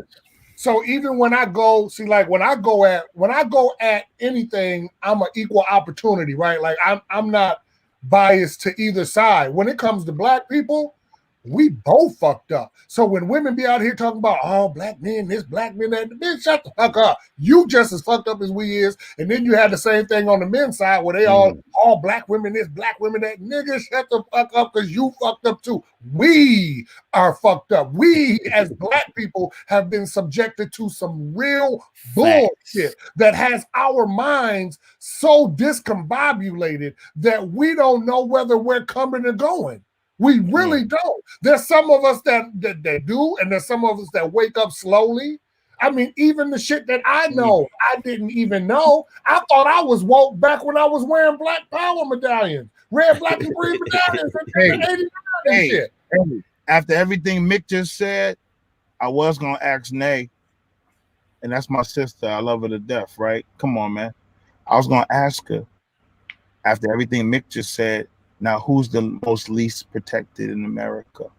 See, we don't have to go back and forth about this discussion, sister, no more. Right, dang, that would have been a good one too, man. Hey, I think Queen Naystar, her phone died, so you know what I'm saying? Yeah, that's what happened with that one, man. But you know what, man? Shoot, dang, we might have to, table that one for the next one, because that show. Hey, we might have to table that one for the next one, because that show was one that I know she would have went in on, man. Let me end with one thing. Yeah, I took a note because of everything that y'all were talking about, and it brought me to a point that I think black people need to take into the next century, next decade, right? Is that we have this thing about of handouts and shit like that, and pocket watching and giving niggas shit for free and shit like this. And I think that niggas need to really understand that it's time in order for us to move to where we really need to be, those who are going to have to be willing to give people shit they don't deserve. And I want you to understand what that means. That's called sacrifice. When you talk about, well, they died for the right to vote. Okay, well, nigga, I'm not even asking you to die. I'm not asking you to die. I'm asking y'all to get y'all resources together and do a little something different for opportunity. People. You see what I'm saying? And I think once we understand that, yes, those of us that are smart enough, like even the people who fight us on reparations talk about, oh, y'all just want a handout. Y'all just shut the fuck up and take your reparations when we get them for you. Hey, yeah. You don't know what I'm going to do with the money? Right, you know, and my thing is, I don't care what a nigga do with his money. Do whatever you want with your money. This your money, and I'm going to get your money for you, even if you know. Hey, Mickey, hey, I like the note you ended on. Hey, you know the real reason why they scared to give us reparations, people? Because they're afraid that statistic about black people, African Americans, I call it American Africans because we all over. I say to myself, they worried if they give us all some money, like if we go after one of these big corporations that have been around since slavery and they break us off a lot of money where we can get all $1 million apiece. They're afraid that statistic about us being the number one consumer is going to go down. Mm-hmm. They're not worried about man. Look. Hey. Oh, hey. On that note, y'all. Check it out, man. We gotta come back to that point. Oh, we gonna come back to it. Not today. I'm saying table that. Right. We gonna come. Hey, reparations talk. Because definitely. Was a beautiful thought that I've never had, and I love hearing shit that I don't think of. And see, matter of fact, so what we gonna do on that one is we gonna bring that one back to the golden grind. Yes, sir. Okay. Circle. See, you know, you're gonna be a little bit more, you know, gonna be a little professional on that one. We can do, we can bring it back to this one too, though. Right. Keep it clean when we talk about something like that, though. Hey, it's gonna be golden grind, and I'll keep what I had in mind for that day. Hey, table it like this: if black people had a lot of money, would the stock market go up or down? Woo! See, come on, right? Hey, look. That's how we doing it, Rick. Hey, y'all, look, and on that note, man, because y'all, this is what I'm saying. This is what it's the Grind Dad podcast, people. I mean, that's why, like with me, I like to sit back, man, and let my squad go ahead and do their thing, man. Because as you can see, how entertaining and how informational that how we do things around here, man. And we gonna keep it all the way funky, man. So on that note, man, El Reezy, shout them out, man. Let them know where they can find you at. Yo, coming soon. Don't even worry. Daily discussions with these nuts. we also working on in tribute to my mama, my queen, to Get the Boogie online store. And we got other things too, you know what I mean? So we really trying to work out here to get our freedom. That's how you get it. Mm-hmm. Let it go. Already, boy. Mickey Knox. Yes, sir. It's your boy Mickey Knox, man. Your friendly neighborhood Knox, man, aka Duncan McLeod. You know what I'm saying? AKA A-Ball Old English. You know how we get down, man. Look out for these conflict tees, baby. That's gonna be my new.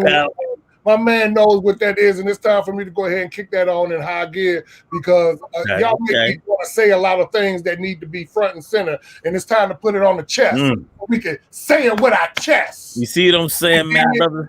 Brothers is coming with they apparel lines and stuff too, man. You ever go night? Hey, we have still got the Rico Lamar too, man, in rotation too. We about to ramp up on that too, y'all. But anyway, y'all don't forget to like, share, and subscribe to the channel, man.